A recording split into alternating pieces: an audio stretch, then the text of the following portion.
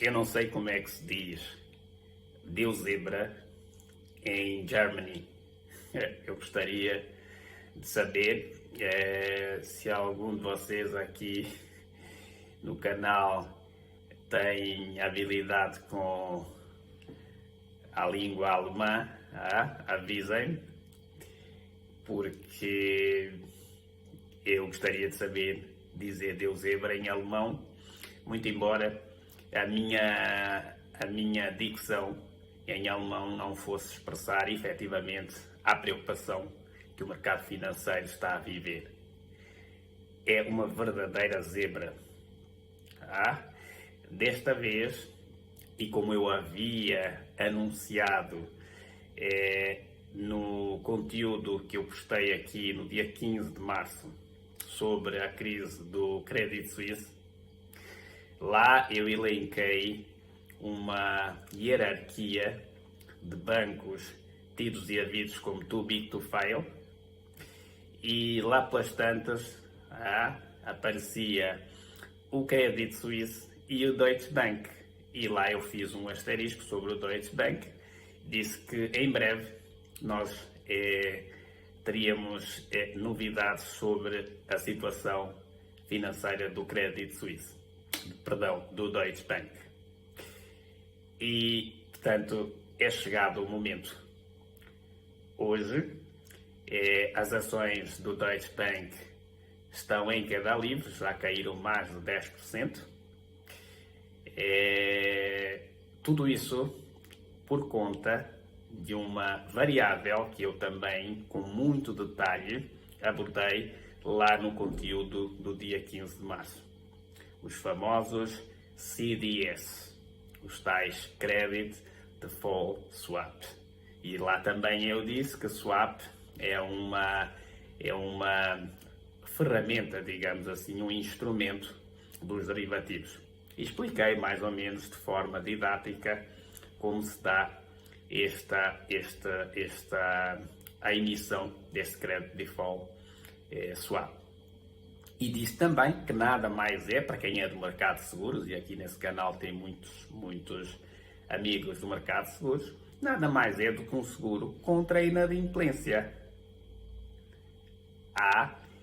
Então, eu fiz lá toda uma configuração, todo um desenho dos investidores que, com receio de quebrar o fluxo entre as empresas que eles financiam e eles, portanto, contratavam estes CDS junto aos bancos para caso houvesse a interrupção deste fluxo. Portanto, e disse também que o Credit Suisse estava carregado, entre aspas, desses CDS. O Deutsche Bank não é diferente e, portanto, quando começa problemas no Silicon Valley Bank, no Credit Suisse, o UBS vai e adquire o Credit Suisse, e mais do que isso, aqui mais um parênteses, e depois nós vamos abordar com mais detalhe essa questão dos tais títulos adicionais chamados AT1, que são títulos extremamente subordinados, são obrigações que podem ser naturalmente abatidas e convertidas em capital caso o banco ou caso o capital principal do banco atinja ou fique abaixo de uma determinada percentagem. Então, esses AT1s lá do Credit Suisse viraram pó, foram levados a zero no momento em que houve a aquisição pelo UBS. Ora bolas, isso causa uma certa desconfiança no mercado. Ninguém mais confia em ninguém. Os investidores não confiam mais no Fed ou no Banco Central Europeu, que um dia dizem uma coisa e no outro dia fazem outra coisa. É bem verdade que estão a tentar combater a inflação, mas, ora, com toda esta crise, ontem o Jerome Powell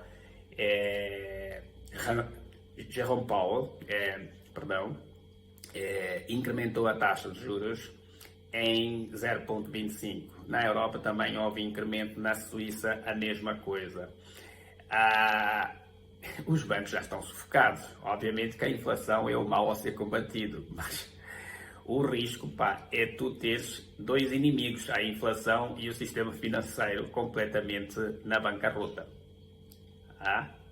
Então, voltando ao Deutsche Bank, e lá também, quando eu abordei a questão do crédito suíço, que existe uma forma de monitorar se estamos em tempos de crise ou não. E, em particular, no crédito suíço, eu dizia que existe uma métrica que se chama Credit Suisse CDS Spread at 40 Years High, que basicamente identifica se existe um aumento de risco de inadimplência. E lá no dia 15, quando gravei o conteúdo sobre o crédito suíço, eu já dizia que desde novembro que o crédito suíço apontava que esta crise de inadimplência era parecida com aquela lá de 2008, da crise do subprime. Portanto, é um alerta, e eu dizia que já existiam sinais. No Deutsche Bank, e o que aconteceu agora, pasmem, de ontem para hoje, esta mesma métrica apontou um incremento de 142 para 173. Quando eu digo mesma métrica, é a mesma métrica, só que agora vinculada ao Deutsche Bank. Aumentou de 142 para 173 da noite para o dia. Isto é um problema para quem está de fora, para quem vê. É um alerta. Diz do que estamos a falar, afinal. Estamos à beira de um colapso. Porque se tu identificas que há um aumento de inadimplência e por isso aumentas, e é o que aconteceu, eles aumentaram o valor deste seguro, deste CDS. Se aumentou o valor do CDS, como eu fiz a mesma relação lá quando abordei o assunto do crédito suíço, como o seguro do automóvel.